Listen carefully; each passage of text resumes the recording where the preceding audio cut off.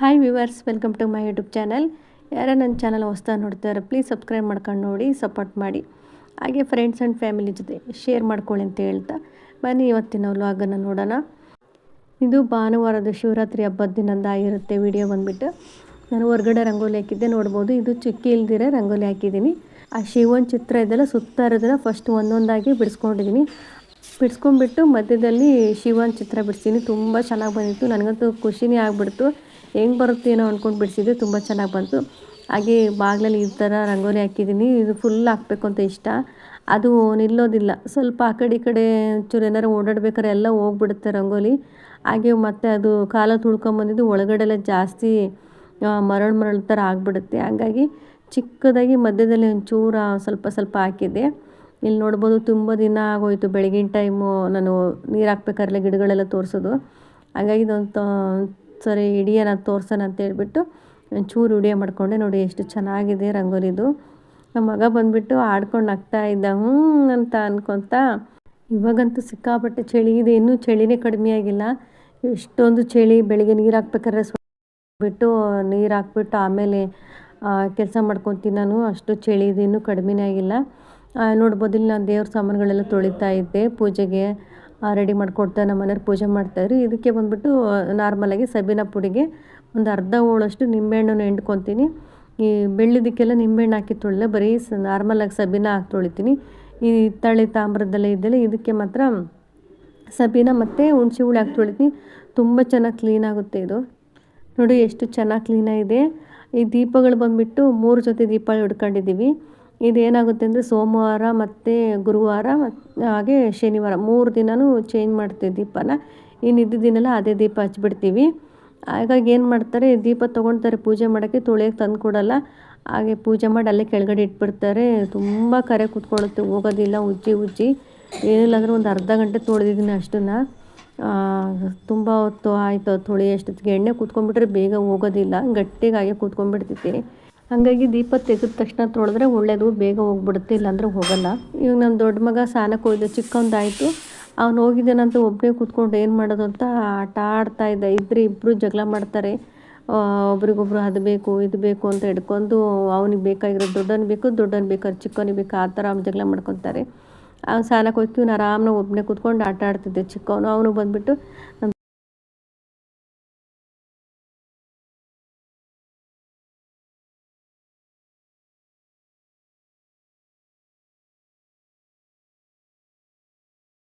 ಸಾಕಾಗಿ ಹೋಗ್ಬಿಡ್ತಿದ್ದೆ. ಹಾಗಾಗಿ ಅವ್ನಿಗೆ ಹೇಳೋಕೆ ಹೋಗಲ್ಲಂದ್ರೆ ನಾರ್ಮಲ್ ದಿನ ಪೂಜೆ ಮಾಡೋಕ್ಕೆ ಹೇಳೋದು. ಹಬ್ಬದ ಟೈಮಲ್ಲೆಲ್ಲ ಪೂಜೆ ಮಾಡೋಕ್ಕೆಲ್ಲ ಆಗೋಲ್ಲ ಅವನಿಗೆ. ನಾರ್ಮಲ್ ಡೈಲಿ ಪೂಜೆ ಆದರೆ ಹೇಳ್ಬಿಟ್ಟು ಮಾಡಿಸ್ಬೋದು. ಹಾಗೆ ಇಲ್ಲಿ ಬಂದುಬಿಟ್ಟು ನಾನು ಕೋಸಂಬರಿ ಒಗ್ಗರಣೆ ಮಾಡ್ಕೊತಾ ಇದ್ದೆ. ಸ್ವಲ್ಪ ಎಣ್ಣೆ ಹಾಕಿ ಸಾಸಿವೆ ಸಿಡಿದ್ಮೇಲೆ ನನಗೆ ಹಸಿಮೆಣ್ಸಿನ್ಕಾಯಿ ಸಣ್ಣಕ್ಕೆ ಹೆಚ್ಚಿಟ್ಕೊಂಡಿನಿ. ಹಸಿಮೆಣ್ಸಿನ್ಕಾಯಿ ಮತ್ತು ಕರಿಬೇವು ಸೊಪ್ಪನ್ನ ಚೆನ್ನಾಗಿ ಫ್ರೈ ಮಾಡ್ಕೊತಾ ಇದ್ದೀನಿ. ಮಾಡ್ಕೊಂಬಿಟ್ಟು ಇವಾಗ ನಾನೇನು ಸೌತೆಕಾಯಿನ ಸಣ್ಣದಾಗಿ ಹೆಚ್ಚಿಬಿಟ್ಟು ಚಾಪರ್ ಇದೆಲ್ಲ ಅದರಲ್ಲಿ ಕಟ್ ಮಾಡ್ಕೊಂಡಿದ್ದೆ. ಅದು ಚಾಪರ್ ಮಾಡಿದ್ಮೇಲೆ ನೀರು ಬರ್ತಲ್ಲ, ನೀರಲ್ಲಿ ಚೆನ್ನಾಗಿ ಟೈಟಾಗಿ ಹಿಂಡ್ಕೊಂಬಿಟ್ಟು ಹಾಕ್ಕೊಂಡಿದ್ದೀನಿ. ಅದ್ರ ಜೊತೆಯಲ್ಲಿ ಸ್ವಲ್ಪ ಕೊತ್ತಂಬರಿ ಸೊಪ್ಪು, ಹೆಸರುಬೇಳೆ ನೆನೆಸಿಟ್ಕೊಂಡಿದ್ದೆ ಬೆಳಿಗ್ಗೆನೇ. ಆ ಹೆಸರುಬೇಳೆಯನ್ನು ಮತ್ತು ಜೊತೆಯಲ್ಲಿ ಸ್ವಲ್ಪ ರುಚಿಗೆ ಎಷ್ಟು ಬೇಕೋ ಅಷ್ಟು ಉಪ್ಪನ್ನ ಹಾಕ್ಕೊಂಡು 2-3 ಸ್ಪೂನಷ್ಟು ಹುಳಿ ಹಾಕ್ಕೊತಾ ಇದ್ದೀನಿ. ಇದಿಷ್ಟನ್ನು ಮಿಕ್ಸ್ ಮಾಡಿದ್ರೆ ಇಷ್ಟೇ ಸಿಂಪಲ್ಲು ಕೋಸಂಬರಿ ರೆಡಿ ಆಯಿತು. ಬೇಕು ಅಂದರೆ ಸ್ವಲ್ಪ ಕ್ಯಾರೆಟೆಲ್ಲ ಸೇರಿಸ್ಕೊಬೋದು. ನಾನು ಇಷ್ಟೇ ಇರಲಿ ಬೇಡ ಸಾಕು ಅಂತ ಹೇಳ್ಬಿಟ್ಟು ನಾನು ಇದಿಷ್ಟೇ ಮಾಡ್ಕೊಂಡಿದ್ದೀನಿ. ತುಂಬ ಚೆನ್ನಾಗಿ ಬಂದಿತ್ತು. ಈ ರೀತಿ ಮಾಡ್ಕೊಳ್ಳಿ. ಒಗ್ಗರಣೆ ಹಾಕಿ ಮಾಡ್ಕೊಂಡ್ರೆ ಕೋಸಂಬರಿ ಚೆನ್ನಾಗಿ ಟೇಸ್ಟ್ ಬರುತ್ತೆ. ಕೆಲವರು ಹಸಿದು ಮಾಡ್ತಾರೆ, ಹಸಿದು ಅವ್ರವರು ಇಷ್ಟ. ಅದು ನನಗೆ ಈ ಥರ ಒಗ್ಗರಣೆ ಮಾಡಿದ್ರೆ ಇಷ್ಟ. ತುಂಬ ಚೆನ್ನಾಗಿತ್ತು, ಬಂದಿತ್ತು. ಹಾಗೆ ಇಲ್ಲಿ ಪಾನಕ ಮಾಡೋಕ್ಕೆ ಅಂತ ಹೇಳ್ಬಿಟ್ಟು ಸ್ವಲ್ಪ ಬೆಲ್ಲನ ಕುಟ್ಬಿಟ್ಟು ಮಿಕ್ಸಿಗೆ ಹಾಕ್ಕೊಂಡಿದ್ದೆ. ಹಾಗೆ ಇದು ಮಾಡ್ಕೊಂಡಿದ್ದೆ. ಚೆನ್ನಾಗಿ ನೈಸಾಗಿಬಿಡುತ್ತೆ, ಬೇಗ ಕರಗಿಬಿಡುತ್ತೆ ಅಂತೇಳಿ ಅದನ್ನು ಸ್ವಲ್ಪ ನೀರಿಗೆ ಹಾಕ್ಬಿಟ್ಟು ಚೆನ್ನಾಗಿ ಕರಗಿಸಿ ನಾನು ಸ್ವಲ್ಪ ಹುಳಿ ಹಾಕ್ಕೊತಾ ಇದ್ದೀನಿ. ನಿಂಬೆಹಣ್ಣಿನ ಹುಳಿನ ಸ್ವಲ್ಪ ಒಂದೆರಡು ನಿಂಬೆಹಣ್ಣು ಹಾಕ್ಕೊಂಡಿದ್ದೀನಿ. ಇದ್ರ ಜೊತೆಯಲ್ಲಿ ಶುಂಠಿ ಮತ್ತು ಏಲಕ್ಕಿ ಪುಡಿನ ಸೇರಿಸ್ಕೊತಾ ಇದ್ದೀನಿ. ಉಪ್ಪು ಮತ್ತು ಶುಂಠಿ ಏಲಕ್ಕಿ ಪುಡಿ, ಬೆಲ್ಲ ಇದಿಷ್ಟು ಮಿಕ್ಸ್ ಮಾಡಿ ಹುಳಿಯಾಗಿ ಮಿಕ್ಸ್ ಮಾಡ್ಕೊಂಡ್ಬಿಟ್ರೆ ಒಳ್ಳೆ ಪಾನಕ ರೆಡಿ ಆಯಿತು. ಹಾಗೆ ಪೂಜೆಗೆಲ್ಲ ಏನು ಎಡೆ ಇಡುತ್ತಾ ಇರಲಿಲ್ಲ. ಹಾಗೆ ನಮಗಷ್ಟೇ ಮಾಡ್ಕೊಂಡು ಕುಡಿತಾ ಇರೋದು ಹಬ್ಬ ಅಂತೇಳ್ಬಿಟ್ಟು ಎಡೆಯೆಲ್ಲ ಏನು ಇಡೋಕ್ಕೆ ಹೋಗ್ತಾ ಇಲ್ಲ. ಇವಾಗ ನೋಡ್ಬೋದು ನಂದು ರೆಡಿ ಆಯಿತು ಕೋಸಂಬರಿ ಮತ್ತು ಪಾನಕ ಹಾಗೆ ಕರ್ಬೂಜ ಹಣ್ಣು ಇದಿಷ್ಟು. ಇದ್ರ ಜೊತೆಯಲ್ಲಿ ಇನ್ನೊಂದು ಹಣ್ಣು ಮಿಸ್ ಆಗಿದೆ, ಕಲ್ಲಂಗಡಿ ಹಣ್ಣು. ಶಿವರಾತ್ರಿ ಹಬ್ಬದ್ದು ಉಪವಾಸದ್ದು ಪಾನಕ ಕೋಸಂಬರಿ ಹಣ್ಣಲ್ಲೇ ಮಧ್ಯಾಹ್ನ ಆಯಿತು. ಮಧ್ಯಾಹ್ನ ಅಂದರೆ ಒಂದು 4 ಗಂಟೆ ಆಯಿತು. ನಾವೇನು ಮಾಡಿದ್ವಿ, ಅರಕೆರೆಯಲ್ಲಿದೆಯಲ್ಲ ಅಲ್ಲಿಗೆ ಹೋಗೋಣ ಅಂತ ಅಂದ್ಕೊಂಡು ಶಿವನ ದೇವಸ್ಥಾನಕ್ಕೆ ಹೋಗೋಣ ಅಂತ ಅಲ್ಲಿಗೆ ಹೊರಟ್ವಿ. ಹಾಗಾಗಿ ಇಲ್ಲಿ ಹೋಗ್ತಾ ದಾರಿನಲ್ಲೇ ಶಿವಾಲಯ ಇರೋದಿಲ್ವಾ, ಯಾವಾಗಲೂ ಪ್ರತಿ ವರ್ಷವೂ ಇಲ್ಲೇ ಹೋಗ್ತಾ ಇದ್ದಿದ್ದು. ಈ ವರ್ಷ ಇಲ್ಲಿ ಬಿಟ್ಬಿಟ್ಟು ಅಲ್ಲಿಗೆ ಹೋದ್ರೆ ಹೆಂಗೆ, ಇಲ್ಲಿ ಫಸ್ಟ್ ಹೋಗ್ಬಿಟ್ಟು ಅಲ್ಲಿಗೆ ಹೋಗ್ಬಿಡೋಣ ಅಂತೇಳ್ಬಿಟ್ಟು ಇಲ್ಲಿಗೆ ಬಂದ್ವಿ. ಇಲ್ಲಿ ಇಲ್ಲಿ ಹೊರಗಡೆ ಎಂಟ್ರೆನ್ಸಿಂದ ದೇವಸ್ಥಾನದ ವಾಪಸ್ ಬರೋಗಿಲ್ಲ ಮಜ್ಜಿಗೆ ಪಾನಕ ಇಲ್ಲಿ ಕೊಡ್ತಾಯಿದ್ರು. ನಾವು ಇನ್ನು ಲೈನಲ್ಲಿ ನಿಂತ್ಕೊಂಡು ತುಂಬ ಕ್ಯೂನಲ್ಲಿ ಇತ್ತು. ಆಗಲೇ ಒಂದು 3 ಲೈನ್ ಏನೋ ಮಾಡಿದರು. ಅದು ಲೈನ್ ಸುತ್ತಾಕೊಂಡು ಬರೋ ಅಷ್ಟೊತ್ತಿಗೆ ಒಂದು ಅರ್ಧ ಗಂಟೆ ಆಗೋಯ್ತು ನಮಗೆ. ಆ ಕಡೆಯಿಂದ ಸಂಜೆ ಆ ದೇವಸ್ಥಾನಕ್ಕೆ ಹೋಗಿ ಅಲ್ಲಿಂದ ಬರೋಷ್ಟಕ್ಕೆ ತುಂಬ ಇದು ಎಷ್ಟು ಅಂದರೆ 1 ಕಿಲೋಮೀಟ್ರ್ ಅಷ್ಟು ದೂರ ಲೈನಲ್ಲಿ ನಿಂತಿರುತ್ತೆ. ಆಮೇಲೆ ನಾವು ಅಷ್ಟು ದೂರದಿಂದ ಲೈನಲ್ಲಿ ಬರೋದಕ್ಕೆ ಲೇಟ್ ಆಗಿಬಿಡ್ತೈತಿ. ಇಲ್ಲಿ ಮುಗಿಸ್ಕೊಂಡ್ಬಿಟ್ಟು ಹೋಗ್ಬಿಡೋಣ ಅಂತೇಳ್ಬಿಟ್ಟು ನಿಂತ್ಕೊಂಡ್ವಿ. ಮತ್ತೆ ಇದು ಕ್ಲೋಸ್ ಮಾಡ್ತಾರೆ, ಒಂದು 4:15 ಅಷ್ಟೊತ್ತಿಗೆ ಕ್ಲೋಸ್ ಮಾಡಿ ಮತ್ತೆ ಇಲ್ಲೆಲ್ಲ ಕ್ಲೀನ್ ಮಾಡಿ ಹೊರಗಡೆ ಮತ್ತೆ ಒಂದು ಟೈಮ್ ಪೂಜೆ ಮಾಡ್ತಾರೆ. ಹಂಗಾಗಿ ಹೋಗ್ಬಿಡೋಣ ಅಂತೇಳಿ ನಿಂತ್ಕೊಂಡ್ವಿ. ಮತ್ತು ನಾವು ಅಲ್ಲಿಂದ ವಾಪಸ್ ಬರೋದಕ್ಕೆ ತುಂಬ ಕತ್ಲೆ ಆಗಿಬಿಡುತ್ತೆ, ಜಾಸ್ತಿ ಇವತ್ತು ಟೈಮ್ ಆಗಿಬಿಡುತ್ತೆ ಅಂತೇಳಿ ಇಲ್ಲೇ ದರ್ಶನ ಮಾಡ್ಕೊಂಡ್ವಿ. ಚೆನ್ನಾಗಿತ್ತು ದರ್ಶನ ಎಲ್ಲ, ತುಂಬ ಚೆನ್ನಾಗಾಯಿತು. ಅಲಂಕಾರ ಅಂತೂ ತುಂಬ ಚೆನ್ನಾಗಿ ಮಾಡಿದ್ರು. ಸಖತ್ತು ಜನ ಒಳಗಡೆ ತುಂಬ ಹೊತ್ತು ನಿಲ್ಲೋಕ್ಕೂ ಬಿಡ್ತಾ ಇರಲ್ಲ, ಗೊತ್ತಲ್ಲ ಹಬ್ಬ ಶಿವರಾತ್ರಿ ಹಬ್ಬ ಅಂದರೆ ತುಂಬ ಜನ ಬರ್ತಾರೆ. ಅವ್ರಿಗೂ ದರ್ಶನ ಮಾಡೋಕ್ಕೆ ಸಿಗಬೇಕಲ್ವ, ಹಂಗಾಗಿ ಬೇಗ ಬೇಗ ಕಳಿಸ್ತಾಯಿದ್ರು ಒಳಗಡೆ. ಹಾಗೆ ಸ್ವಲ್ಪ ಒಂಚೂರು ಕ್ಲಿಪ್ಪಿಂಗ್ ತೊಗೊಂಡೆ ನಾನು. ಇಲ್ಲಿ ಡೈಲಿನೂ ಅಷ್ಟೇ ನಾರ್ಮಲಾಗಿ ತುಂಬ ಚೆನ್ನಾಗಿ ಪೂಜೆ ಮಾಡ್ತಾರೆ. ಹಾಗೆ ಸೋಮವಾರದೊತ್ತೆಲ್ಲ ಸಂಜೆ ಟೈಮಲ್ಲೆಲ್ಲ ಪ್ರಸಾದ ಎಲ್ಲ ಇರುತ್ತೆ. ಯಾವಾಗಲೂ ವಾರ ಪೂರ್ತಿ ತುಂಬ ಚೆನ್ನಾಗಿ ಅಲಂಕಾರ ಮಾಡಿ ಪೂಜೆ ನಡೆಯುತ್ತಿಲ್ಲಿ. ತುಂಬ ಚೆನ್ನಾಗಿರುತ್ತೆ ಅಲಂಕಾರ ಎಲ್ಲ. ಒಂದು ರೌಂಡ್ ಸುತ್ತಾರ್ಕೊಂಡು ತೀರ್ಥ ಪ್ರಸಾದ ಇಸ್ಕೊಂಡು ಬಂದ್ವಿ. ನಾವು ಹೊರಗಡೆ ಬರ್ತಿದ್ದಾಗೆ ಮಕ್ಕಳಿಗೆಲ್ಲ ಆಟ ಸಾಮಾನುಗಳೆಲ್ಲ ಹೊರಗಡೆ ಇಟ್ಟಿದ್ರು. 1-2 ಅಂಗಡಿ ಇಟ್ಟಿದ್ರು. ಈ ಮಕ್ಕಳು ಕೇಳಬೇಕಲ್ಲ ಕೊಡಿಸಿ ಅಂತೆಲ್ಲ ಆಟ ಮಾಡ್ತಾಯಿದ್ರು. ಇವು ಅಷ್ಟೊಂದೆಲ್ಲ ಇರಲ್ಲ, ತಂದು ಒಂದು ಅರ್ಧ ಗಂಟೆಗೆ ಹೊಡ್ಕೊಂಡ್ಬಿಡ್ತಾರೆ. ಬೇಡ ಅಷ್ಟೊಂದೆಲ್ಲ ಕ್ವಾಲಿಟಿ ಇರಲ್ಲ, ಅಂಗಡಿಯಲ್ಲಿ ಕೊಡಿಸ್ತೀನಿ ಅಂದರೂ ಕೇಳಿಲ್ಲ. ಕೊನೆಗೆ ಇಬ್ಬರು ಒಂದೊಂದು ಸೆಟ್ಟನ್ನ ತೊಗೊಂಡ್ರು, ಕೊಡಿಸ್ಕೊಂಡು ಬಂದ್ವಿ. ಒಂದು ಡಾಕ್ಟ್ರ್ ಥರ ಸೆಟ್ ಬರುತ್ತಲ್ಲ ಅದೊಂದು ತಗೊಂಡ. ನಾನು ಹೇಳ್ದಂಗೆ ನೋಡಿ, ಅದು ಒಂದು ಸೆಟ್ಟು ಡಾಕ್ಟ್ರ್ ಸೆಟ್ ಅಂತ ಏನಿರುತ್ತೆ ಅಷ್ಟೊಂದು ಕ್ವಾಲಿಟಿನೇ ಇರಲಿಲ್ಲ. ಇನ್ನು ಬಂದು ಕವರ್ ಓಪನ್ ಮಾಡ್ತಿದ್ದಂಕಲೆ ಆ ಕವರ್ ಜೊತೆಗೆ ಅಂಟ್ಕೊಂಡ್ಬಿಟ್ಟಿದೆ ಅದೆಲ್ಲ ಸೆಟ್ಟೆಲ್ಲ. ಎಲ್ಲ ಕಿತ್ಕೊಂಬಂದ್ಬಿಡ್ತು. ಬಂದು ಒಂದು ದಿನ ಅಲ್ಲ 1 ಗಂಟೆ ಕೂಡ ಆಡೋಕ್ಕಾಗಲಿಲ್ಲ. ಆ ಡಾಕ್ಟ್ರದ್ದೆಲ್ಲ ಸೆಟ್ ಇರ್ತಲ್ಲ ಆ ಥರದ್ದು ವೇಸ್ಟ್ ಆಗಿಬಿಡ್ತು ಅದು.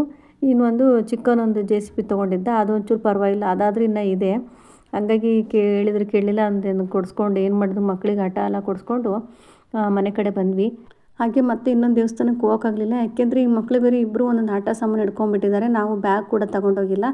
ಅದು ಕೈಯಲ್ಲಿ ಹಿಡ್ಕೊಂಡು ನಿಮ್ಮಿಬ್ಬರನ್ನು ಕರ್ಕೊಂಡು ಅಲ್ಲಿ ಹೋಗೋ ಅಷ್ಟೊತ್ತಿಗೆ ಬೇಡಪ್ಪ, ದೂರ ಬೇರೆ ಆಗಿಬಿಡುತ್ತೆ. ಹಂಗಾಗಿ ಮತ್ತೆ ಅಲ್ಲಿಂದ ಬರೋ ಅಷ್ಟೊತ್ತಿಗೆ ಸಂಜೆ ಆಗಿಬಿಡುತ್ತೆ. ನನಗೆ ಬೇರೆ ಕೆಲಸ ಇದೆ ಮನೆಯಲ್ಲೆಲ್ಲ, ಹಾಗಾಗಿ ಬಿಟ್ಟು ಹೋಗ್ಬಿಟ್ಟಿದ್ದೀನಿ ಮಧ್ಯಾಹ್ನದ್ದೆಲ್ಲ. ಮತ್ತು ಸಂಜೆ ಎಲ್ಲ ಕಸ ಎಲ್ಲ ಗುಡಿಸ್ಕೊಂಡು ಪೂಜೆ ಮಾಡೋದು, ಮತ್ತು ಸಂಜೆ ಅಡುಗೆ ಇರುತ್ತೆ.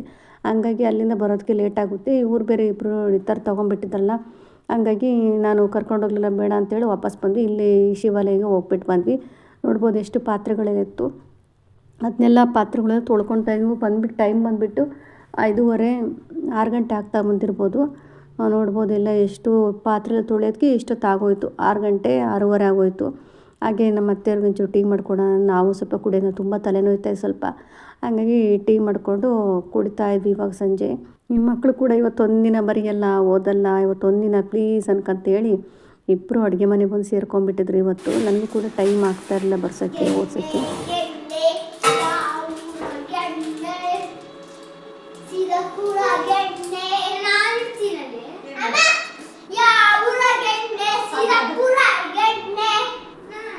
ಇನ್ನೊಂದು ಚಿಕ್ಕದು ಬಂದುಬಿಟ್ಟು ಹಾಡು ಹೇಳ್ತಾ ಇತ್ತು. ಬೆಣ್ಣೆ ಕಾಯಿಸೋಣ ಅಂತ ಹೇಳ್ಬಿಟ್ಟು ತಗೊಂಡಿದ್ದೆ. ಚಿಕ್ಕದು ಬಂದುಬಿಟ್ಟು ಹಾಡು ಹೇಳ್ತಾ ಇತ್ತು. ಅದು ಬೆಣ್ಣೆ ಅಂದರೆ ಇಷ್ಟ, ಹಂಗಾಗಿ ಆ ಬೆಣ್ಣೆ ನೋಡೋ ಖುಷಿಗೆ ಹಾಡು ಹೇಳ್ತಾ ಇದ್ದ. ಬೆಣ್ಣೆ ತೊಗೊಂಬಂದು 2 ದಿನ ಆಯಿತು, ಕಾಯಿಸೋಕ್ಕೆ ಟೈಮ್ ಆಗಿಲ್ಲ. ಕ್ಲೀನಿಂಗ್ ಮಾಡ್ಕೊತ ಬರೀ ಸಣ್ಣ ಪುಟ್ಟ ಹಬ್ಬಗಳೇ ಬರ್ತಾಯಿದೆ. ಅದು ಪೂಜೆಗೆಲ್ಲ ಮಾಡ್ಕೊಬೇಕಲ್ಲಂತ ಅದು ಇದು ಕ್ಲೀನಿಂಗ್ ಅಂದ್ಕೊಟ್ಟು ಎಷ್ಟೊಂದು ಕೆಲಸ ಇತ್ತು. ಹಂಗಾಗಿ ಕಾಯಿಸೋಕ್ಕಾಗಲಿಲ್ಲ. ಇವಾಗ ಸ್ವಲ್ಪ ಕೇಸರಿ ಬಾತ್ ಮಾಡೋಕ್ಕೆಲ್ಲ ಬೇಕಿತ್ತು ತುಪ್ಪ, ಹಂಗಾಗಿ ನಾನು ಕಾಯಕ್ಕಿಟ್ಟಿದ್ದೆ.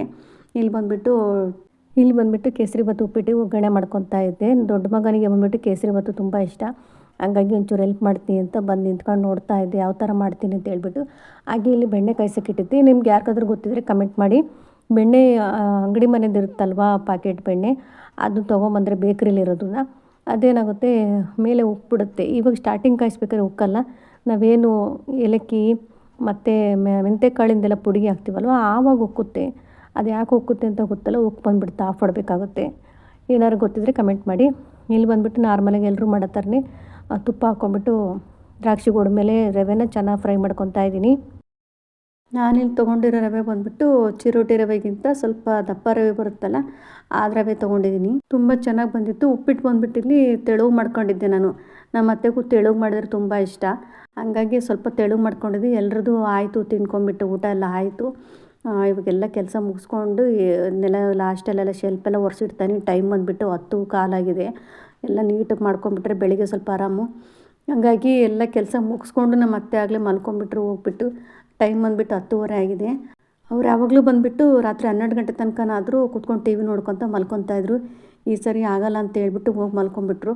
ನಾನು ಒಬ್ಬಳೇ ಎಂತ ಮಾಡೋದು, ಇಬ್ಬರು ಮಕ್ಕಳು ಕೂಡ ಮಲ್ಕೊಂಡ್ರು. ನಮ್ಮ ಮನೆಯವರು ಅವರು ಮಲ್ಕೊಂಡ್ರು. ಇನ್ನೇನು ಮಾಡೋದು, ನಾನಿಲ್ಲ ಅಷ್ಟೊತ್ತು ತನಕ ಇರೋಕ್ಕೆ ನಾನು ಒಬ್ಬಳೇ ಕೂತ್ಕೊಂಡು ಏನು ಮಾಡಲಿ ಅಂತ ನಾವು ಕೂಡ ರಾತ್ರಿ 10:30 ಮಲ್ಕೊಂಡ್ವಿ. ಇವತ್ತಿಂದು ಶಿವರಾತ್ರಿ ಹಬ್ಬ ರಾತ್ರಿ ಮುಗೀತು. ಬೆಳಗ್ಗೆ ಬಂದುಬಿಟ್ಟು ಇನ್ನೂ ಇದು ಮಾಡ್ಕೊಂಬಿಟ್ಟಿದ್ದೆ, ಮಂಡಕ್ಕಿದು ಉಸ್ಲಿ ಮಾಡ್ಕೊಂಡಿದ್ದೆ. ಈ ಸರಿ ಏನಾಯಿತು, ಬೆಳಗ್ಗೆ ಎದ್ಬಿಟ್ಟು ಪಾಯಸ ಮಾಡೋಣ ಅಂತ ನೋಡಿದೆ. ಅಂದ್ಕೊಂಡೆ ದೇವರಿಗೆಲ್ಲ ಏನು ಎಡೆಡೋದಿಲ್ಲ, ಇನ್ನೇನಕ್ಕೆ ಪಾಯಸ ಮಾಡಲಿ, ಮತ್ತು ರಾತ್ರಿ ಬೇರೆ ಕೇಸರಿ ಬಾತು ಉಪ್ಪಿಟ್ಟು ತಿಂದಿದ್ವಲ್ವ, ಇನ್ನೇನು ಸ್ವೀಟ್ ತಿನ್ನಬೇಕು ಅನ್ನಿಸ್ಲಿಲ್ಲ. ಹಂಗಾಗಿ ಆವತ್ತಿನ ದಿನದಕ್ಕೇನು ಬೆಳಿಗ್ಗೆ ಮಾಡೋಕ್ಕೆ ಹೋಗಲಿಲ್ಲ. ಹಾಗೆ ನಾರ್ಮಲಾಗಿ ಪೂಜೆ ಮಾಡ್ಕೊಂಡ್ವಿ. ಒಂಚೂರು ಹಣ್ಣು ಕಾಯಿ ಎಲ್ಲ ಇಟ್ಬಿಟ್ಟು ಎಡೆಗೆ ಏನು ಇಡೋಕ್ಕೆ ಹೋಗಲಿಲ್ಲ. ಹಂಗಾಗಿ ಸ್ವೀಟಲ್ಲಿ ಏನು ಮಾಡೋಕ್ಕೆ ಹೋಗಲಿಲ್ಲ ಬೆಳಿಗ್ಗೆ. ಇವಾಗ ಬಂದುಬಿಟ್ಟು ನೋಡ್ಬೋದು ನೆಕ್ಸ್ಟು ಡೇ ಅದಿದು ಕಸದ ಗಾಡಿ ಬಂದುಬಿಟ್ಟಿತ್ತಾಗಲೇ. ಕಸ ಎಲ್ಲ ಹಾಕ್ಬಿಟ್ಟು ಹೊರಗಡೆ ನೀರೆಲ್ಲ ಸಾರಿಸಿ ರಂಗೋಲಿ ಹಾಕ್ಬೇಕಲ್ವಾ, ನೀರೆಲ್ಲ ಹಾಕ್ಬಿಟ್ಟು ಹಂಗಾಗಿ ಬಂದು ಇಲ್ಲಿ ಸ್ವಲ್ಪ ಸ್ಟ್ರಾಬೆರಿ ಬಿಟ್ಟಿತ್ತು ಗಿಡ. ತೋರಿಸಿದ್ನಲ್ಲ ನಿಮಗೆ ಸ್ಟ್ರಾಬೆರಿ ಗಿಡ ಹಾಕಿದ್ದೀನಿ ಅಂತ. ಅದು ನೋಡಿದ್ರೆ ಇಷ್ಟು ಚಿಕ್ಕದಾಗಿ ಆಗ್ಬಿಟ್ಟಿದೆ, ಅದು ದೊಡ್ಡದಾಗಿ ಬಿಟ್ಟೇ ಇಲ್ಲ. ಇದೆಂತ ಮಾಡೋದು, ಹಾಗೆ ಕಿತ್ಕೊಂಡೆ. ಅಷ್ಟು ತಿನ್ನೋಕ್ಕೂ ಅದು ಬರಲಿ, ಅಷ್ಟು ಚೆನ್ನಾಗಿರಲಿಲ್ಲ ಅದು. ಪಿಕ್ಕಿ ಥರ ಬಿಟ್ಬಿಟ್ಟಿದ್ದು ಸಣ್ಣದಾಗಿ. ಬೇರೆ ಕಡೆ ಪಾಟಲ್ಲಿ ಎತ್ತಾಕಬೇಕು, ತುಂಬ ಚೆನ್ನಾಗಿ ದೊಡ್ಡದಾಗುತ್ತೆ. ಇದು ಯಾವಾಗ ಟೈಮ್ ಸಿಗುತ್ತೆ ಅನ್ನೋ ಗೊತ್ತಿಲ್ಲ. ಹಾಗಾಗಿ ಕಿತ್ತುಬಿಟ್ಟು ನೋಡಿ ಎಷ್ಟು ಚೆನ್ನಾಗಿದೆ ಸಣ್ಣದಾಗಿ. ಇನ್ನೂ ಸ್ವಲ್ಪ ಮೊಗ್ಗಿತ್ತು, ಅದೆಲ್ಲ ನೋಡಬೇಕು ಅದೆಷ್ಟು ದಪ್ಪ ಆಗುತ್ತೆ ಅಂತ ಹೇಳ್ಬಿಟ್ಟು. ಹಾಗೆ ನಾನಿಲ್ಲಿ ಬಂದುಬಿಟ್ಟು ಬಾಳೆಕಾಯಿ ಪಲ್ಯ ಮಾಡ್ಕೊಳ್ಳೋಣ ಅಂತ ಹೇಳ್ಬಿಟ್ಟು ರೆಡಿ ಮಾಡ್ಕೊತಿದ್ದೆ. ಸ್ವಲ್ಪ ಕುಕ್ಕರಿಗೆ ಎಣ್ಣೆ ಹಾಕ್ಬಿಟ್ಟು ಈರುಳ್ಳಿನ ಉದ್ದಾಕಿ ಕಟ್ ಮಾಡ್ಕೊಂಡಿದ್ದೀನಿ ತೆಳ್ಳಗೆ. ಇದನ್ನು ಸ್ವಲ್ಪ ಕರಿಬೇವು ಸೊಪ್ಪನ್ನು ಹಾಕ್ಬಿಟ್ಟು ಚೆನ್ನಾಗಿ ಫ್ರೈ ಮಾಡ್ಕೊತಾ ಇದ್ದೀನಿ. ಇದು ಸ್ವಲ್ಪ ನೀಟಾಗಿ ಚೆನ್ನಾಗಿ ಫ್ರೈ ಆಗಬೇಕು. ಆಮೇಲೆ ನಾನು 2 ಟೊಮೆಟೊ ತೊಗೊಂಡಿದ್ದೀನಿ, ಚಿಕ್ಕ ಸೈಜಾಗಿರೋದು ತೊಗೊಂಡಿದ್ದೀನಿ. ತುಂಬ ಹುಳಿ ಆದ್ರೂ ಚೆನ್ನಾಗಿರಲ್ಲ. ಇದ್ರ ಜೊತೆಯಲ್ಲಿ ಒಂದು ಅರ್ಧ ಸ್ಪೂನಷ್ಟು ಉಪ್ಪನ್ನು ಸೇರಿಸ್ಕೊಂಡ್ಬಿಟ್ಟು ಚೆನ್ನಾಗಿ ಮಿಕ್ಸ್ ಮಾಡ್ಕೊತಾ ಇದ್ದೀನಿ. ಈ ಟೊಮೆಟೊ ಹಣ್ಣು ಬಂದುಬಿಟ್ಟು ಚೆನ್ನಾಗಿ ಮೆತ್ತು ಬೇಯಬೇಕು, ಹಾಗಾದರೆ ಚೆನ್ನಾಗಾಗುತ್ತೆ. ಅಷ್ಟರಲ್ಲಿ ನಾನಿಲ್ಲಿ ಬಾಳೆಕಾಯಿನೆಲ್ಲ ಹೆಚ್ಚಿಟ್ಕೊಂಡ್ಬಿಡೋಣ ಅಂತ ಸಿಪ್ಪೆ ತೆಗಿತಾ ಇದ್ದೆ. ಇದು ಬಂದುಬಿಟ್ಟು ಸ್ವಲ್ಪ ಪರವಾಗಿಲ್ಲ ಕಡಿಮೆ ಆಗಿದೆ. ಅವಾಗೆಲ್ಲ 50 ರೂಪಾಯಿ 3 ಇತ್ತು ಬಾಳೆಕಾಯಿ, ಇವಾಗೆಲ್ಲ 10 ರೂಪಾಯಿ 1 ಅಂತ ಹೇಳಿದರು. ಹಾಗಾಗಿ ಪಲ್ಯ ಮಾಡ್ಕೊಂಡ್ರೆ ಆಗುತ್ತೆ ಅಂತ ತೊಗೊಂಬಂದು ಒಂದು 3 ಬಾಳೆಕಾಯಿ. ಇದು ಬೇಕಾದಷ್ಟು ಆಗುತ್ತೆ ನಮಗೆ. ಇದನ್ನೇನು ಚಿಕ್ಕದಾಗಿ ಕಟ್ ಮಾಡ್ಕೊತೀನಿ. ತುಂಬ ದಪ್ಪ ಕಟ್ ಮಾಡಿದ್ರೆ ಏನಾಗುತ್ತೆ, ತಿನ್ನೋಕ್ಕಷ್ಟು ಸರಿ ಹೋಗೋಲ್ಲ. ಚಿಕ್ಕದಾಗಾದರೆ ಸ್ವಲ್ಪ ಚೆನ್ನಾಗಿ ಮಕ್ಕಳಿಗೂ ತಿನ್ನೋಕ್ಕೆ ಸರಿ ಹೋಗುತ್ತೆ, ನಮಗೂ ಸರಿ ಹೋಗುತ್ತೆ ಅಂತ ಹೇಳ್ಬಿಟ್ಟು ಈ ರೀತಿ ಚಿಕ್ಕದಾಗಿ ಕಟ್ ಮಾಡ್ಕೊತಾ ಇದ್ದೀನಿ ಬಾಳೆಕಾಯಿನ. ತುಂಬ ಚೆನ್ನಾಗಿ ಟೇಸ್ಟ್ ಇರುತ್ತೆ ಬಾಳೆಕಾಯಿ ಪಲ್ಯ. ಫ್ರೈ ಆಗಿರ್ಬೋದು, ಬಾಳೆಕಾಯಿನೂ ಬೋಂಡ ಆಗಿರ್ಬೋದು, ಚೆನ್ನಾಗಿರ್ತೈತಿ. ನಾನಿಲ್ಲಿ ಮಸಾಲೆ ಹಾಕಿ ಮಾಡ್ಕೊಳ್ಳೋಣ ಅಂದ್ಕೊಂಡೆ. ಬೇಡ ಮಸಾಲೆದು ನೆಕ್ಸ್ಟ್ ಟೈಮ್ ಇನ್ನೊಂದು ಟೈಮ್ ಮಾಡಿದ್ರಾಯ್ತು. ಸ್ವಲ್ಪ ಗ್ಯಾಸ್ಟ್ರಿಕ್ ಆದಂಗೆ ಆಗ್ಬಿಟ್ಟಿತ್ತು. ಹಂಗಾಗಿ ಮಸಾಲೆ ತಿಂದ್ರೆ ಇನ್ನೂ ಸ್ವಲ್ಪ ಜಾಸ್ತಿ ಆಗುತ್ತೆ ಅಂದ್ಕೊಂಡು ಏನು ಮಾಡಿದೆ, ಮಸಾಲೆ ಹಾಕಲಿಲ್ಲ, ಹಂಗೆ ಪಲ್ಯ ಪುಡಿ ಹಾಕಿ ಮಾಡ್ಕೊಳ್ಳೋ ಅಂತ ಹೇಳ್ಬಿಟ್ಟು ಹೆಚ್ಕೊತಾ ಇದ್ದೆ. ಇದು ಬಂದುಬಿಟ್ಟು ಈರುಳ್ಳಿ ಎಲ್ಲ ಚೆನ್ನಾಗಿ ಫ್ರೈ ಆಗಿದೆ. ನೋಡಿ ನಾನಿವಾಗ ತೊಗರಿಬೇಳೆ ಮತ್ತು ಕಡಲೆಬೇಳೆನ ನೆನೆಸಿಟ್ಕೊಂಡಿದ್ದೆ. ನೆನೆಸಿದ್ರೆ ತುಂಬ ಹೊತ್ತು ನೆನೆಸಿಲ್ಲ, ನೆನೆಸ್ಬಿಟ್ಟು ಒಂದು 1/4 ಗಂಟೆ ಹಾಕಕ್ಕೆ ಬಂತು ಅನಿಸುತ್ತೆ. ಇದಿಷ್ಟನ್ನು ಈರುಳ್ಳಿ ಮತ್ತು ಟೊಮೆಟೊನೆಲ್ಲ ಚೆನ್ನಾಗಿ ಫ್ರೈ ಆದಮೇಲೆ ತೊಗರಿಬೇಳೆ ಒಂದು ಟೀ ಲೋಟದಲ್ಲಿ ಒಂದು ಅರ್ಧ ಲೋಟ ತೊಗರಿಬೇಳೆ, ಒಂದು ಅರ್ಧ ಲೋಟ ಕಡಲೆಬೇಳೆ ಹಾಕ್ಕೊಂಡಿದ್ದೀನಿ. ಇದಿಷ್ಟನ್ನು ಒಂದು ಅರ್ಧ ಗಂಟೆ ನೆನೆಸ್ಬಿಟ್ಟು ಚೆನ್ನಾಗಿ ಫ್ರೈ ಮಾಡ್ಕೊತಾ ನೋಡ್ಬೋದು. ಇದಕ್ಕೆ ಸ್ವಲ್ಪ ನೀರು ಹಾಕಿ ಸಾಂಬಾರು ಪುಡಿ ಹಾಕ್ಬಿಟ್ರೆ ಇದು ಒಂದು ಕಾಳಿನ ಸಾಂಬಾರು ಆಯಿತು. ತುಂಬ ಚೆನ್ನಾಗಿ ಟೇಸ್ಟ್ ಬರುತ್ತೆ. ನನಗೆ ಸ್ಮೆಲ್ ನೋಡಿದ್ರೆ ಚೆನ್ನಾಗಿತ್ತು, ಊಟ ಮಾಡಿಸ್ಬೇಕು ಅನ್ನಿಸ್ತಾ ಇತ್ತು. ಈಗ ತೊಗರಿಬೇಳೆ ಸಾಂಬಾರು ಮಾಡ್ತಾರಲ್ಲ ಆ ಥರ ಸ್ಮೆಲ್ ಬರ್ತಾಯಿತ್ತು. ಇದಿಷ್ಟನ್ನು ಒಂದು ಲೋಟ ಅಷ್ಟು ನೀರು ಹಾಕ್ಕೊಂಬಿಟ್ಟು ನಾನು ಒಂದು ವಿಷಲ್ ಹಾಕ್ಸ್ಕೊತಾ ಇದ್ದೀನಿ. ಯಾಕೆಂದರೆ ಬಾಳೆಕಾಯಿ ಬೇಗ ಬೆಂದೋಗ್ಬಿಡುತ್ತೆ, ಈ ಬೇಳೆ ಎಲ್ಲ ಬೇಯೋದಿಲ್ಲ. ಹಾಗಾಗಿ ಒಂದು ವಿಷಲ್ ಹಾಕ್ಸ್ಕೊಂಡು ಆಮೇಲೆ ನಾನು ಬಾಳೆಕಾಯಿ ಸೇರಿಸ್ಕೊತಾ ಇದ್ದೀನಿ.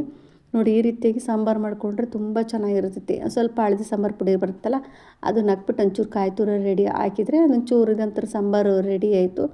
ತುಂಬ ಚೆನ್ನಾಗಿ ಟೇಸ್ಟ್ ಕೂಡ ಬಂದಿತ್ತು. ನೋಡಿ ನಾನಿವಾಗ ಎಲ್ಲ ಚೆನ್ನಾಗಿ ಬೆಂದಾಗಿದೆಯಲ್ಲ, ಇದ್ರ ಜೊತೆಯಲ್ಲಿ ಬಾಳೆಕಾಯಿ ಹಾಕ್ಕೊತಾ ಇದ್ದೀನಿ. ಆವಾಗಲೇ ಸ್ವಲ್ಪ ಉಪ್ಪು ಹಾಕ್ಕೊಂಡಿದ್ವಿ ನಾವೀಗ. ಅದ್ರ ಜೊತೆ ಇನ್ನೂ ಸ್ವಲ್ಪ ರುಚಿಗೆ ಎಷ್ಟು ಬೇಕು ಅಷ್ಟು ಉಪ್ಪು ಹಾಕ್ಕೊಂಡು ಒಂದು ಅರ್ಧ ಸ್ಪೂನಷ್ಟು ಅರಿಶಿನ ಪುಡಿ, ಒಂದು 2-3 ಸ್ಪೂನಷ್ಟು ನಾನು ಪಲ್ಯ ಪುಡಿ ಹಾಕ್ಕೊತಾ ಇದ್ದೀನಿ. ಹಾಕ್ಕೊಂಡು ಜೊತೆಯಲ್ಲಿ ಹಸಿ ಕೊಬ್ಬರಿ ತುರಿನ ಹಾಕ್ಕೊತಾ ಇದ್ದೀನಿ. ಇದಕ್ಕೆಲ್ಲ ನಾನು ರುಬ್ಬಾಕ್ತಾ ಇಲ್ಲ, ಏಕೆಂದರೆ ಬೇಳೆಲ್ಲ ಇರುತ್ತಲ್ಲ ಅದೇ ಮೆತ್ತಗೆ ಬೆಂದಿರುತ್ತೆ. ಕಾಯೆಲ್ಲ ರುಬ್ಬಾಕೋದು ಬೇಡ. ಹಾಗೆ ಹಸಿ ಕೊಬ್ಬರಿ ತುರಿನ ಹಾಕ್ಕೊಬೇಕಾಗುತ್ತೆ. ತುಂಬ ಚೆನ್ನಾಗಿ ಟೇಸ್ಟ್ ಮಾತ್ರ ಬಂದಿತ್ತು. ಮಕ್ಕಳೆಲ್ಲರೂ ಚೆನ್ನಾಗಿದೆ ಅಂತ ಹೇಳಿದ್ರು. ಇದಕ್ಕೆ ಬೇಕಾದ್ರೆ ಸ್ವಲ್ಪ ಒಂದು ಅರ್ಧ ಸ್ಪೂನಷ್ಟು ಗರಂ ಮಸಾಲ ಹಾಕ್ಕೊಬೇಕು. ಚೆನ್ನಾಗಿ ಡಿಫ್ರೆಂಟ್ ಫ್ಲೇವರ್ ಕೊಡುತ್ತೆ. ಮಸಾಲೆ ಎಲ್ಲ ಹಾಕೋದಲ್ಲ ಏನು ಬೇಕಾಗಲ್ಲ. ತುಂಬ ಚೆನ್ನಾಗಿ ಬಂದಿತ್ತು ಪಲ್ಯ ಮಾತ್ರ. ನೋಡಿ ಕೊನೆಯಲ್ಲಿ ನಾನಿವಾಗ ಸ್ವಲ್ಪ ಕೊತ್ತಂಬರಿ ಸೊಪ್ಪನ್ನು ಹಾಕ್ಕೊಂಡು ಮಿಕ್ಸ್ ಮಾಡಿಕೊಂಡ್ರೆ ರೆಡಿ ಆಯಿತು ಬೇಳೆ ಪಲ್ಯ. ನೋಡಿ ಎಷ್ಟು ಚೆನ್ನಾಗಿ ಬಂದಿತ್ತು. ನಾನು ಇದ್ರ ಜೊತೆಯಲ್ಲಿ ಅಕ್ಕಿ ರೊಟ್ಟಿ ಮಾಡ್ಕೊಂಡಿದ್ದೆ. ಅಕ್ಕಿ ರೊಟ್ಟಿ ಬಂದುಬಿಟ್ಟು ಸರಿ ಮಾಡಿದ್ದೆ. ನಾನು ನಾರ್ಮಲಾಗಿ ಮುದ್ದೆ ಮಾಡ್ತೀವಲ್ಲ ಆ ರೀತಿ ಮಾಡ್ಕೊಂಬಿಟ್ಟು ಸರಿ ಮಾಡಿ ರೊಟ್ಟಿ ಮಾಡ್ಕೊಂಡಿದ್ದೆ. ಜಾಸ್ತಿ ಬಂದುಬಿಟ್ಟು ಅಕ್ಕಿ ರೊಟ್ಟಿನೇ ಮಾಡೋದು. ಈ ಚಪಾತಿ ಮತ್ತು ಯಾವಾಗಲಾರು ಒಂದೊಂದು ಟೈಮು ವಾರಕ್ಕೆ ಒಂದು ಟೈಮ್ ಇಲ್ಲ 15 ದಿನಕ್ಕೆ ಒಂದು ಟೈಮ್ ಚಪಾತಿ ಮಾಡ್ಕೊತೀನಿ. ಈ ರೊಟ್ಟಿ ಮಾತ್ರ ವಾರಕ್ಕೆ ಒಂದು ಸರಿ ಇರಲೇಬೇಕು ರೊಟ್ಟಿ. ಹಾಗಾಗಿ ಅಕ್ಕಿ ರೊಟ್ಟಿ ಮಾಡ್ಕೊತಿದ್ರ ಜೊತೆಯಲ್ಲಿ ಬಾಳೆಕಾಯಿ ಪಲ್ಯ ಜೊತೆಯಲ್ಲಿ ತುಂಬ ಚೆನ್ನಾಗಾಯಿತು ಅದಕ್ಕೆ ಇದು ಕಾಂಬಿನೇಷನ್. ಇದು ನೋಡ್ಬೋದು ನಾನು ರೊಟ್ಟಿ ಮಾತ್ರ ಯಾವಾಗಲೂ ಶೆಲ್ಫ್ ಮೇಲೇ ಉಚ್ಕೊಳ್ಳೋದು, ಕೆಳಗಡೆ ಕೂತ್ಕೊಂಡು ಉಚ್ಕೊಳ್ಳಲ್ಲ. ಇವಾಗೆ ಒಂದೊಂದೇ ಉಚ್ಕೊತ ಬೇಯಿಸೋಕ್ಕೆ ಈಸಿ ಆಗಿಬಿಡ್ತೈತೆ. ಹೇಳ್ದಂಗೆ ಕೆಳಗಡೆ ಒಂದು ಕೂತ್ಕೊಂಡು ಮತ್ತೆ ಮೇಲ್ಗಡೆ ಬಂದು ಬೇಯಿಸೋದಕ್ಕೆ 1 ಅವರ್ ಟೈಮ್ ಆಗುತ್ತೆ. ಉಜ್ಜೋಕೆ ಅರ್ಧ ಗಂಟೆ, ಬೇಯಿಸೋಕೆ ಅರ್ಧ ಗಂಟೆ. ಹಂಗಾಗಿ ಪಕ್ಕದಲ್ಲೇ ಇಟ್ಕೊಂಡ್ರೆ ಬೇಗ ಬೇಗ ಬೇಯಿಸ್ಕೊತಾನೆ ಕೆಲಸ ಆಗಿಬಿಡುತ್ತೆ ಅಂತ ಹೇಳ್ಬಿಟ್ಟು ನಾನು ಅಲ್ಲೇ ಶೆಲ್ಪಲ್ಲೇ ಉಚ್ಕೊಳ್ಳೋದು. ಶೆಲ್ಪನ್ನು ನೀಟಾಗಿ ಇಟ್ಕೊತಿರ್ತೀನಿ, ಮತ್ತು ಏನೋ ಅಂದ್ಕೊಳಕ್ಕೆ ಹೋಗಬೇಡಿ. ಹಾಗೆ ಇಲ್ಲಿ ನೋಡ್ಬೋದು ಪಲ್ಯ ಬಾಳೆಕಾಯಿ, ಕಡಲೆಬೇಳೆ ಮತ್ತು ತೊಗರಿಬೇಳೆ ಹಾಕಿರೋ ಪಲ್ಯ ರೆಡಿ ಆಯಿತು. ತುಂಬ ಚೆನ್ನಾಗಿ ಆಗಿತ್ತು. ಒಂದ್ಸರಿ ಟ್ರೈ ಮಾಡಿ. ಹಾಗೆ ನಿಮಗೆ ಪಲ್ಯ ಪುಡಿ ಅಂದರೆ ಬೇಕು ಅಂತಿಲ್ಲ, ನಾರ್ಮಲಾಗಿ ಸಾಂಬಾರು ಪುಡಿ ಇದೆಯಲ್ಲ ಆ ಸಾಂಬಾರು ಪುಡಿ, ಖಾರ ಪುಡಿ ಹಾಕ್ಕೊಂಡು ಮಾಡಿಕೊಂಡು ಅದ್ರ ಜೊತೆಯಲ್ಲಿ ಒಂದು ಅರ್ಧ ಸ್ಪೂನಷ್ಟು ಗರಂ ಮಸಾಲ ಹಾಕ್ಕೊಳ್ಳಿ. ತುಂಬ ಚೆನ್ನಾಗಿರೋದು ಪಲ್ಯ ರೆಡಿಯಾಗಿರುತ್ತೆ. ಹಾಗೆ ಇದು ಬಂದುಬಿಟ್ಟು ಅಮಾವಾಸ್ಯೆ ದಿನದ ಪೂಜೆ. ಅಮಾವಾಸ್ಯೆ ಅಂದರೆ ಗ್ರಹಣ ಇತ್ತಲ್ಲ, ಆವತ್ತಿನ ದಿನದ್ದು ಪೂಜೆ ಆಯಿತು. ಹಾಗೆ ಅದೊಂಚೂರು ಕ್ಲಿಪ್ಪಿಂಗ್ ತೊಗೊಂಡೆ. ಸಿಂಪಲ್ಲಾಗಿ ಮಾಡಿದ್ವಿ ಪೂಜೆ ಎಲ್ಲ. ಹಾಗೆ ಇಲ್ಲಿ ಬಂದುಬಿಟ್ಟು ನಾನು ಬೆಟ್ಟದ ನೆಲ್ಲಿಕಾಯಿ ತೊಗೊಂಬಂದಿದ್ದೆ. ಹೋದ ವರ್ಷ ಮಾಡಿರೋದು ಖಾಲಿ ಆಯ್ತು, ಸ್ವಲ್ಪ ಮಿಕ್ಕಿತ್ತು ನೆಲ್ಲಿಕಾಯಿದು. ಹಾಗಾಗಿ ಸ್ವಲ್ಪ ಮಾಡ್ಕೊಂಬಿಡೋಣ ಬಿಸಿಲಿದೆಲ್ಲ ಅಂತ ಹೇಳ್ಬಿಟ್ಟು ಒಂದು ಅರ್ಧ ಕೆಜಿ ತೊಗೊಂಬಂದಿದ್ದೆ. ತೊಗೊಂಬಂದು ತುಂಬ ದಿನ ಆಯಿತು. ಅದರಲ್ಲೇ ಒಂದು 4-5 ಸ್ವಲ್ಪ ಎಲ್ಲ ಕೆಂಪು ಹಾಳಾಗಿಬಿಟ್ಟಿತ್ತು. ಹಾಗಾಗಿ ಇನ್ನೊಂದು 2 ದಿನ ಇದ್ದರೆ ಹಾಳಾಗಿಬಿಡುತ್ತೆ ಅಂತ ಮಾಡಿಟ್ಬಿಡೋಣ ಅಂತೇಳಿ ತೊಗೊಂಡಿದ್ದೆ.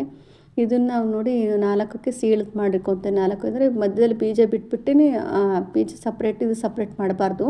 ಆ ಬೀಜದ ಜೊತೆಯಲ್ಲೇ ಹಾಗೆ 4 ಭಾಗ ಮಾಡ್ಕೊಂಡೆ ನೋಡಿ ಈ ರೀತಿಯಾಗಿ. ಒಂದು ಕಡೆ ಸೈಡಿಂದ ಬಂದುಬಿಟ್ಟು ಮತ್ತೆ ಈ ಮಧ್ಯದಲ್ಲಿ ಇನ್ನೊಂದು ಕಡೆ ಸೈಡಿಂದ ಈ ರೀತಿಯಲ್ಲಿ ಚಾಕುನಲ್ಲಿ ಮಾಡಿಕೊಂಡ್ರೆ ನಮಗೆ ಬಿಡಿಸೋದಕ್ಕೆ ಈಸಿ ಆಗುತ್ತೆ, ಆಮೇಲೆ ಚೆನ್ನಾಗಿ ಶೇಪ್ ಬರುತ್ತೆ. ಹಂಗಾಗಿ ಈ ರೀತಿಯಲ್ಲಿ ಮಾಡ್ಕೊಂಡಿನಿ. ಫುಲ್ ಓಪನ್ ಮಾಡಬಾರ್ದು, ಅದಕ್ಕೆ ಹಾಗೆ ಅಂಟ್ಕೊಂಡಿರಬೇಕು. ಬೇಯಿಸಿದ ಮೇಲೆ ಚೆನ್ನಾಗಿ ಬಿಡ್ಸೋಕ್ಕೆ ಬರ್ತೈತೆ. ಇದು ಬಂದುಬಿಟ್ಟು ಆರೋಗ್ಯಕ್ಕಂತೂ ತುಂಬ ಒಳ್ಳೆಯದು. ನಮ್ಮ ಹೇರ್ಗಾಗಿರ್ಬೋದು, ಸ್ಕಿನ್ಗಾಗಿರ್ಬೋದು ತುಂಬ ಚೆನ್ನಾಗಿ ಬೆನಿಫಿಟ್ ಇದೆ. ಬೆಟ್ಟದ ನೆಲ್ಲಿಕಾಯಿ ಸೀಸನ್ನು. ಹಾಗೆ ಆ ಬಿಸಿಲು ಬೇರೆ ಇದೆಯಲ್ಲ, ಚೆನ್ನಾಗಿ ಒಣಗಿಸ್ಕೊಬೋದು. ಇಲ್ಲಾಂದರೆ ಇವನು ಉಪ್ಪಿನಕಾಯಿ ಏನಾದರೂ ಹಾಕಿಡ್ಕೊಬೋದು. ವರ್ಷ ಪೂರ್ತಿ ಆರಾಮಾಗಿ ಇಟ್ಕೊಂಡು ಫ್ರಿಜ್ಜಲ್ಲಿ ಸ್ಟೋರ್ ಮಾಡ್ಕೊಂಡು ತಿನ್ಬೋದು. ನಾನಿಲ್ಲಿ ಇಡ್ಲಿ ಪಾತ್ರೆ ಇದೆಯಲ್ಲ, ಅದಕ್ಕೆ ಒಂದು ಪ್ಲೇಟನ್ನು ಇಟ್ಬಿಟ್ಟು ಸ್ವಲ್ಪ ನೀರು ಹಾಕಿ ನಾನು ಇದರಲ್ಲಿ ಬೇಯಿಸ್ಕೊತಾ ಇದ್ದೀನಿ. ಒಂದು 5-10 ನಿಮಿಷ ಆದರೂ ಸಾಕಿದ್ದೀನಿ. ತುಂಬ ಹೊತ್ತು ಬೇಯಬೇಕು ಅಂತೇನಿಲ್ಲ, ಜಸ್ಟ್ ಆಗಿ ಒಂದು 5-10 ನಿಮಿಷ ಬೇಯಿಸ್ಕೊಂಡ್ರೆ ಸಾಕಾಯ್ತು. ನೋಡಿ ಮುಚ್ಚಿಬಿಟ್ಟು ಬೇಯಿಸ್ಕೊತಾ ಇದ್ದೀನಿ. ನೋಡಿ ಎಷ್ಟು ಚೆನ್ನಾಗಿ ಬಿಡ್ಕೊಳ್ತಾ ಇದೆ. ನಾವು ಮತ್ತೆ ಬೆಂದಮೇಲೆ ಕಟ್ ಮಾಡೋಕ್ಕೆ ಹೋದರೆ ಸರಿ ಬರಲ್ಲ. ಮೊದಲೇ ಕಟ್ ಮಾಡಿಟ್ರೆ ಚೆನ್ನಾಗಿ ಬಿಡಿಸ್ಕೊಬೋದು. ನೋಡಿ ಸ್ವಲ್ಪ ಜಸ್ಟ್ ಆಗಿ ಹಿಂಗಂದ್ರೆ ಸಾಕು, ಅದೇ ಓಪನ್ ಆಗೆಲ್ಲ ಬಿಚ್ಕೊಳ್ಳುತ್ತೆ. ಬೀಜ ಎಲ್ಲ ನೋಡಿ ಸಪ್ರೇಟಾಗಿ ಆಗುತ್ತೆ. ಹಾಗಾಗಿ ನಾವು ಫಸ್ಟೇ ಕಟ್ ಮಾಡ್ಕೊಬೇಕು. ನಾನು ಇದಕ್ಕೆ ಸಕ್ಕರೆ ಸೇರಿಸ್ಕೊತಾ ಇದ್ದೀನಿ. ನೀವು ಬೇಕಾದರೆ ಬೆಲ್ಲ ಸೇರಿಸ್ಕೊಬೋದು, ಚೆನ್ನಾಗಿರುತ್ತೆ ಬೆಲ್ಲ ಹಾಕ್ಕೊಂಡ್ರೆ. ನಾನು ಆಚೆ ಸರಿ ಮಾಡಿದ್ದೆಲ್ಲ ಬೆಲ್ಲನೇ ಹಾಕ್ಕೊಂಡಿದ್ದು. ಈ ಸರಿಗೆ ಬೆಲ್ಲ ಸ್ವಲ್ಪ ಕರಗಿಸಿರೋದಿರಲಿಲ್ಲ, ಹಂಗಾಗಿ ನಾನು ಸ್ವಲ್ಪ ಸಕ್ಕರೆನ ಸೇರಿಸ್ಕೊಂಡ್ಬಿಡ್ತಾಯಿದ್ದೀನಿ. ಸಕ್ಕರೆ ಜೊತೆಗೆ ಒಂದು ಅರ್ಧ ಸ್ಪೂನಷ್ಟು ಉಪ್ಪನ್ನು ಹಾಕ್ಕೊತಾ ಇದ್ದೀನಿ. ಉಪ್ಪನ್ನು ಹಾಕ್ಕೊಂಡ್ರೆ ಚೆನ್ನಾಗಿ ಸ್ವಲ್ಪ ಸ್ವೀಟ್ನೆಸ್ಸು ಫ್ಲೇವರ್ ಬರುತ್ತೆ. ಹಾಗಾಗಿ ಇದಿಷ್ಟನ್ನು ಹಾಕ್ಕೊಂಡು ಮಿಕ್ಸ್ ಮಾಡ್ಕೊತಾ ಇದ್ದೀನಿ. ಇದು ಬೆಂದಿರುತ್ತಲ್ವ, ತುಂಬ ಜೋರಾಗಿ ಮಿಕ್ಸ್ ಮಾಡೋಕ್ಕೂ ಆಗೋದಿಲ್ಲ. ಇದು ಸ್ವಲ್ಪ ಹಾಗೆ ನೀಟಾಗಿ ಈ ಥರ ಮಿಕ್ಸ್ ಮಾಡಿ ಇಟ್ಕೊಂಡ್ರೆ ಬಿಸಿಲಲ್ಲಿ ಒಣಗಿಸ್ಬೇಕು. ಇದು ತುಂಬ ದಿನ ಬೇಕಾಗುತ್ತೆ, ಅಷ್ಟು ಬೇಗ ಗಟ್ಟಿ ಆಗಲ್ಲ ಒಣಗೋದು ಬಿಸಿಲಲ್ಲಿ. ಏನಿಲ್ಲ ಅಂದರೂ ಒಂದು ವಾರ ಅಂತೂ ಬೇಕೇ ಬೇಕು. ಡೈಲಿ ಈ ಥರ ಬಿಸಿಲಲ್ಲಿ ಇಡಬೇಕು, ಮತ್ತು ತೊಗೊಂಬಂದ್ಬಿಟ್ಟು ಈ ರೀತಿ ಮಿಕ್ಸ್ ಮಾಡಬೇಕು, ಮತ್ತು ಮೇಲೆ ಇಡಬೇಕು. ಇದೇ ರೀತಿಯಾಗಿ ಡೈಲಿ ಮಾಡ್ತಾಯಿದ್ರೆ ಅದು ಚೆನ್ನಾಗಿ ಒಣಗುತ್ತೆ. ಒಣಗಿದ ಮೇಲೆ ಮತ್ತೆ ಯಾವತ್ತಾದರೂ ಒಂದು ವ್ಲಾಗಲ್ಲಿ ತೋರಿಸ್ತೀನಿ ಹೇಗೆ ಬಂದಿತ್ತು ಅಂತ ಹೇಳ್ಬಿಟ್ಟು. ನೋಡಿ ಇದಿಷ್ಟೇನಿದು, ಏನು ಬೇಕಾಗಲ್ಲ. ಬೇಕಾದ್ರೆ ನೀವು ಉಪ್ಪು ಬೇಕಾದರೆ ಉಪ್ಪಿನ ಮಾಡ್ಕೊಬೋದು, ಸಕ್ಕರೆ ಬೇಕಾದ್ರೆ ಸಕ್ಕರೆದು ಮಾಡ್ಕೊಬೋದು. ನಾನು ಉಪ್ಪಿಂದೆಲ್ಲ ಅಷ್ಟೊಂದು ಇಷ್ಟ ಆಗಲ್ಲ, ಸಕ್ಕರೆದಾದರೆ ಸ್ವಲ್ಪ ಮಕ್ಕಳು ಕೂಡ ತಿಂತಾರೆ ಅಂತ ಹೇಳ್ಬಿಟ್ಟು ಮಾಡ್ಕೊಂಡಿದ್ದೀನಿ. ನನಗೂ ಉಪ್ಪಿಂದ ಇಷ್ಟ ಆಗಲ್ಲ, ಸ್ವೀಟಿಂದ ಇಷ್ಟ. ಹಾಗಾಗಿ ಸಕ್ಕರೆ ಹಾಕ್ಬಿಟ್ಟು ಮಾಡ್ಕೊಂಡಿದ್ದೆ. ಹಾಗೆ ಇವತ್ತಿನ ವೀಡಿಯೋ ಹೇಗೆ ಅನ್ನಿಸ್ತು ನಿಮಗೆ? ಪ್ಲೀಸ್ ಇಷ್ಟ ಆಗಿದ್ರೆ ಒಂದು ಲೈಕ್ ಮಾಡಿ, ಸಬ್ಸ್ಕ್ರೈಬ್ ಮಾಡ್ಕೊಂಡ್ಬಿಡಿ. Thank you for watching.